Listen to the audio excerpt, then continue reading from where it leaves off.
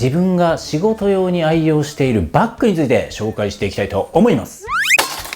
はい、こちらですね。ブリーフィングのブリーフケースとリュックサックになります。はい。皆さんバッグの変遷っていろいろあると思うんですけれども、やっぱり通学とか通勤とかってある程度容量が必要だと思うんですよね。はい。で、自分も大学の時はヘッドポーターのリュックを使ってたんですけれども、寿命が来たので社会人になってまた何がベストかなっていうのをいろいろと紆余曲折して、リュックはそれこそですね、ミステリーランチとかも使いましたし、ブリーフケースは罪とかも一時使ってはおりました。で、結論、個人的に仕事用バッグの回答と言えるのがこちらの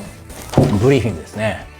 まずブリーフィングについて簡単に紹介しますと、ブリーフィングは1998年に日本の株式会社であるセルツリミテッドが立ち上げたラゲッジブランド。日本企画でありながらメイドイン USA にこだわり、立ち上げ当初から実際にアメリカの本物の軍需工場でアイテムを製造していますと。はい。そんなブランドなんですけれども、これがですね、ほんとビジネスシーンにめちゃくちゃハマってくれるんですよね。はい。これどういうことかっていうと、学生のバッグと社会人のバッグには明確に違いがあると思っていて、学生は自分の好きなようにですね、バッグを選べばいいと思うんですけれども、社会人になるとですね、そのバッグを持って営業や挨拶に向かうという時に、得意先の目が伴うじゃないですか。はい。なので、そこであんまりしょうもないものを持っていたらですね、まともな人からは信用を失いかねないですし、それでいて、その場のカジュアル具合って結構都度変わってくるじゃないですか。絶対にスーツで向かうべき現場もあれば、そこまでかしこまられても逆に困るみたいな現場もあると思うんですね。はい。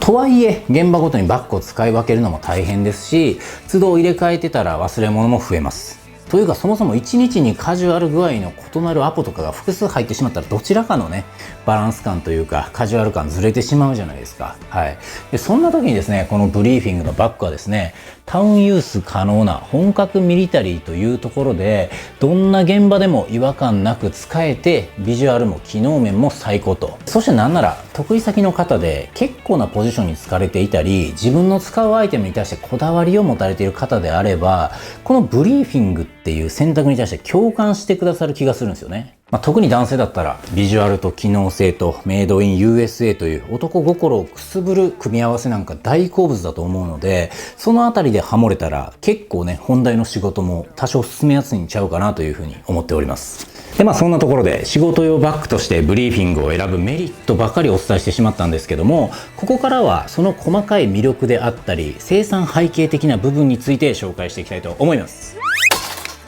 まずは何と言っても本物のミリタリースペックです。ブリーフィングの製品はメイン素材に極めて耐摩耗性が強いバリスティックナイロンや、軍用素材として知られるナイロンの7倍の耐久性を持つと言われるデュポン社のコーデュラナイロンなどを使用し、強靭なパーツや最高峰の技術を用いた本格的なミルスペックを追求していますと。はい。で、先ほどブランド紹介の時に1998年にスタートしたとお伝えしたんですが、実は始まってすぐに実質的な休止となっていたそうでして、それはなぜかというと 9.11 らしいです。当時ですね、ブリーフィングの生産を一手に引き受けていたアメリカのミリタリーファクトリーが、この一件に伴うブッシュ政権のアフガニスタン侵攻のため、軍から命じられた軍需製品の生産のために工場の生産ラインを全て抑えられてしまったらしいですね。はい。なので、ブリーフィングのような民間の小ロットの仕事は後回しにされてしまって、結果製造自体が不可能になってしまったと。そういうふうなことだったらしいんです。なので、すぐに商品を用意できるわけではないので、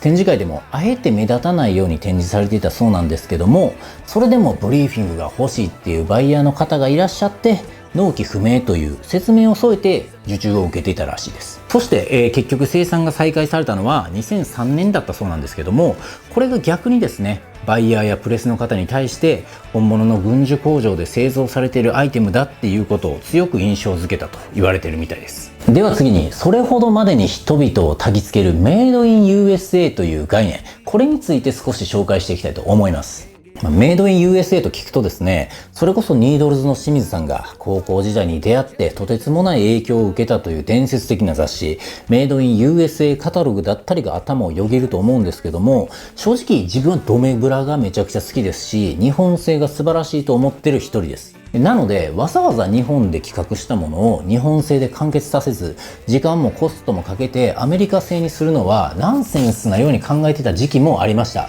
ただ調べれば調べるほどですね、そもそも何がいい悪いというような話ではないみたいなんですね。日本製とアメリカ製で比べると、丁寧で精緻なのは断然日本で、アメリカ製のものは日本の法制基準だと NG が出るレベルのものもあるらしいんですけども、要はそういう風な話じゃないと。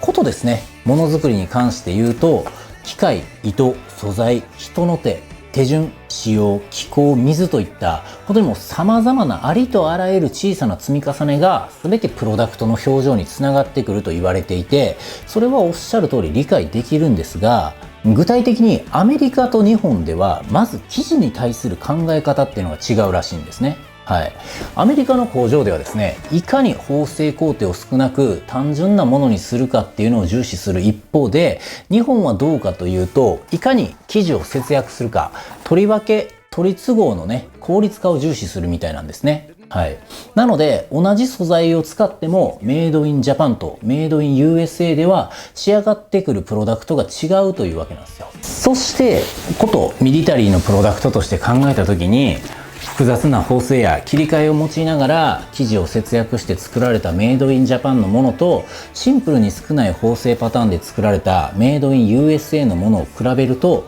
縫製の精度がいいのはもちろん日本製かもしれないんですけども、実はほつれだったり破れが少なくなってくるのは後者になったりするんですね。で、ちなみにナイロン生地の場合は織り機の差もあって生地幅も変わるそうで、それは縫い代の取り幅や補強用のグログランテープの折り返し幅の差につながり、結果的に仕上がりのフォルムやニュアンス、時には機能にさえ決定的な差を生みます。で、そうやって一つ一つのプロダクトを作っているのがこのブリーフィングというブランドになりまして、コスト重視で人件費の安いアジア生産に走る昨今の手法とは全く逆の発想で、時代には逆行してるかもしれないんですけれども、ユーザー像として考えているのは、目の肥えたバイヤーのいるセレクトショップだったりスペシャリティストアで、いいものにはしっかり身銭を切るっていう風なもの好きをね、ユーザー像として捉えているということで、自分含めそういうタイプの方には本当にぴったりハマってくれるアイテムじゃないかなと思っております。で、じゃあここからが実際の使用感なんですけども、まずこちらのブリーフケースからいきましょうか。自分のは A4 ライナーというモデルで、今は名前が変わってモバイルライナー13ですかね、そんな名前でリリースされているみたいです。で、カラーはミッドナイトですね。今はディープシーなんかな。はい。で、手前味噌なんですけども、ブリーフケースでこれよりかっこよくて使い勝手良さそうなアイテムを見たことがないですね。はい。メイン収納部に書類とか PC をしっかり収納できて、あと2つのサイドポケットがそれぞれサイズ感も小回りの効き方も最高なんですよね。はい。で、縦長の方はだいたいペットボトルとか水筒とか飲み物入れにぴったりで、自分はあんまり使えませんが、折りたたみ傘とかも入れるのにぴったりですね。はい。で、ミドルサイズのサイドポケットには、財布とか鍵とか、ちょっとしたものを入れます。で、あまり奥行きがなくても大丈夫なアイテムであれば、このジップでね、開くところも平たい収納部分になっているので、チケットとかそういうものをバッと入れるのにも便利です。はい。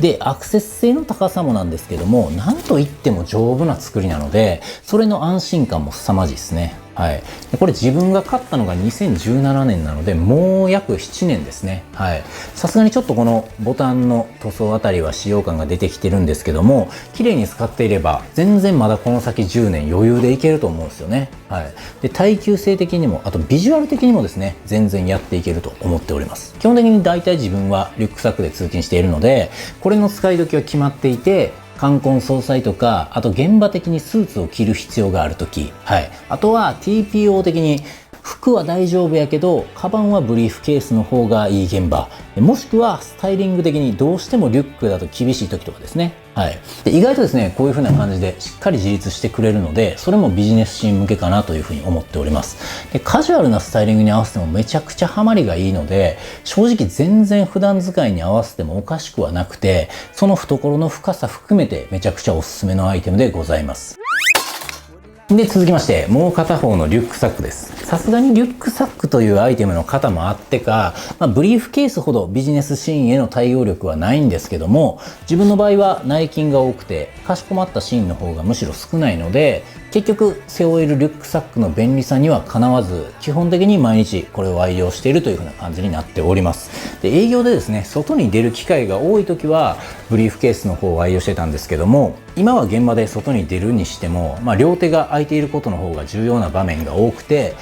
結局リュックサックマンになってますね。はい。なので使い分けは仕事の内容次第かなと思っておりますが、改めてこれはアタックパックというモデルになっております。だからめちゃくちゃシンプルなんですが、リュックサックとして欲しい収納力と機能性が過不足なく詰まったアイテムになっています。はい。この2つのフロントポケットが秀逸で、結構フロントポケットは1つしかないというものも多いと思うんですけども、2つ、しかも適切なサイズ感で存在することによって、名刺とか財布とか鍵とか、あと社員証とか、コアな小物をそれぞれに分けて入れることができて、さらにその中で細かく分かれたポケットもあったりするので、あまりゴソゴソ探す時にぶつかりたくないカッターとか、印鑑とか、そういうものも気負わずに入れることができます。で、横にも実はね、ポケットがありまして、これまたペットボトルだったり折りたたみ傘を入れるのにバッチリですね。さっと取り出せるポケットなので、マジックペンとか、ちょっとなんか気になった時用に軽いサニタイザーとか香水とかそういうのも入れられますね。はい。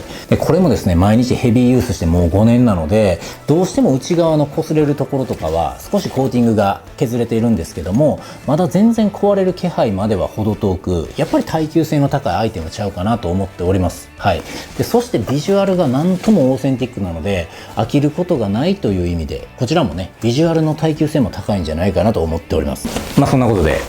ブリーフケースもね、リュックサックもどちらもね、無限に選択肢はあるんですが、ブリーフィングのアイテムはもう常に耐久性のある機能美を意識して開発されておりまして、タウンユース、ビジネスユースなど、洗練された様々なスタイルにフィットできるのが、その何よりの魅力かなと思っております。はい。で、メイドイン USA を貫いていることもあって、どうしてもね、値段はかなりしてくるんですけども、中途半端なものを買うぐらいなら、突き抜けたものを大事に使いたいという方にはぴったりなアイテムじゃないかなと思っております。